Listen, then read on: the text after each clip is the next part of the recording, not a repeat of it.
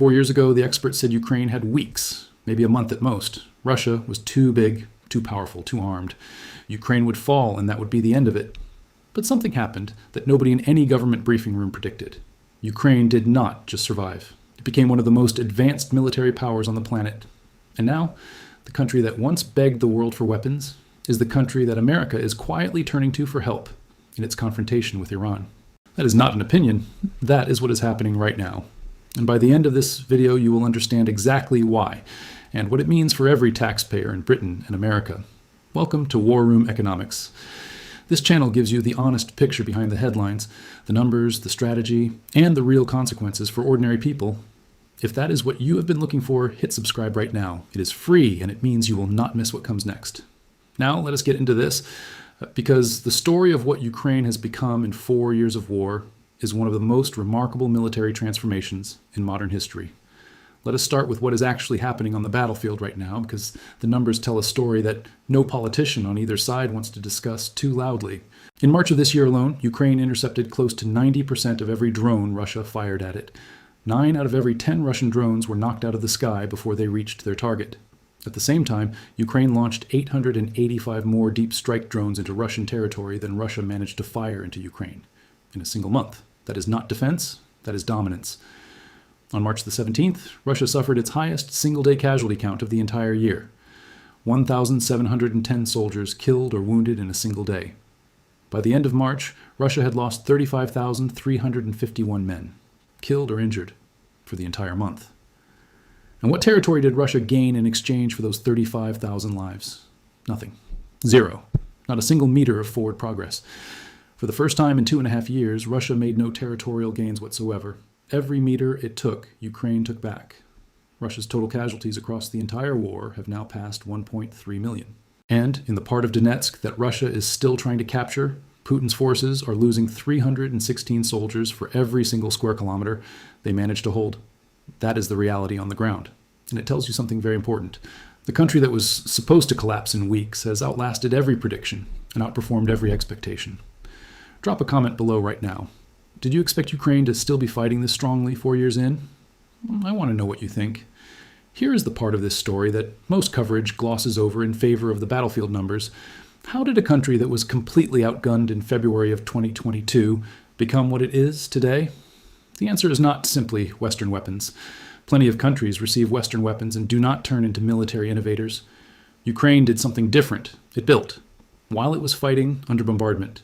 With its cities being struck and its power grid being targeted, Ukraine somehow simultaneously developed its own defense industry, from almost nothing into a production machine that is now attracting buyers from across the globe. Ukraine's president recently unveiled 56 weapons systems that Ukraine developed entirely itself, 31 drones, 7 missile systems, 4 electronic warfare tools, 6 robotic ground platforms, 4 new armored vehicle types, 3 unmanned naval systems, and a mobile air defense turret. Every single one of those was designed and built inside Ukraine while the war was happening. Please give this video a like right now if this kind of detailed analysis is what you want more of. It genuinely helps this channel reach people who need to hear the full picture. Of everything Ukraine has developed, the weapon that has genuinely changed modern warfare is the interceptor drone. And this matters directly to what is happening in Iran right now, so stay with me. Iran has been supplying Russia with Shahed drones throughout this war. Russia has used over 57,000 of these Iranian-made drones against Ukrainian cities, power stations, and civilian infrastructure.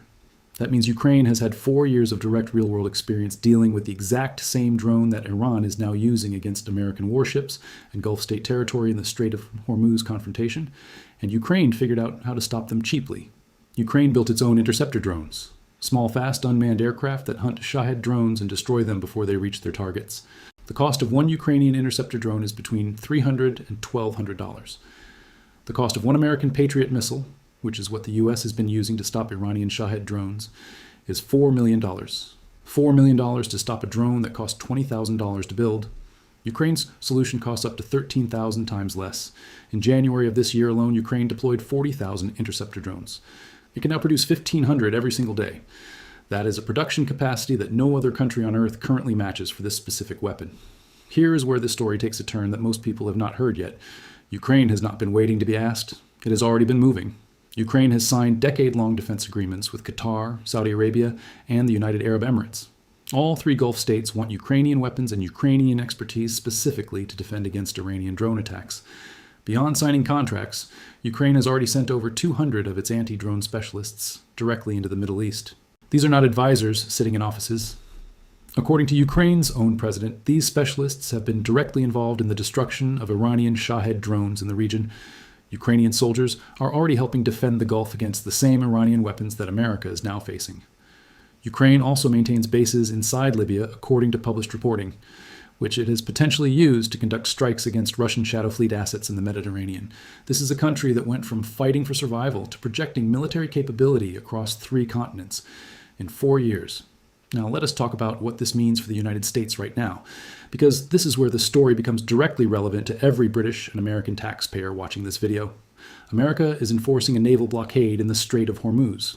American warships are sitting in 33 kilometers of water that Iran has spent decades preparing to contest.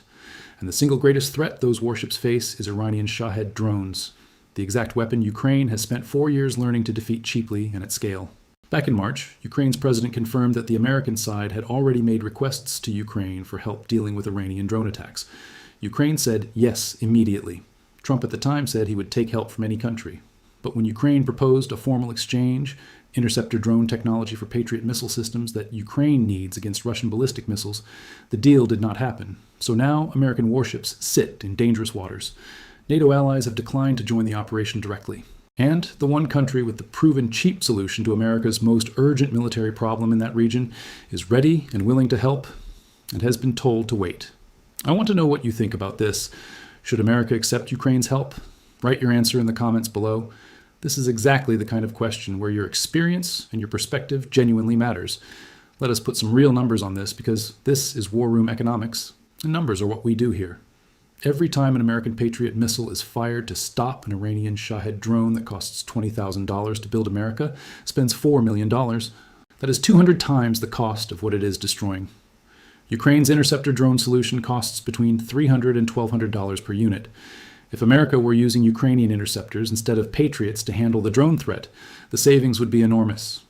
And those savings come directly from the defense budget, which comes directly from taxpayers in this country and in America.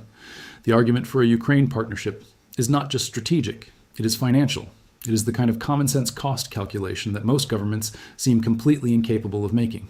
Step back for a moment and look at what this story actually represents. 4 years ago, the conventional wisdom was simple. Large armies beat small ones. Nuclear-armed powers get what they want.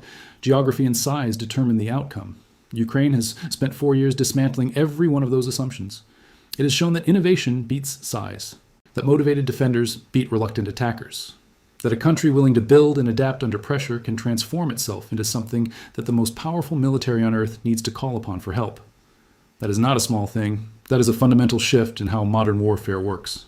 And the countries that understand it earliest, the Gulf states signing decade-long deals with Kiev, are positioning themselves on the right side of that shift.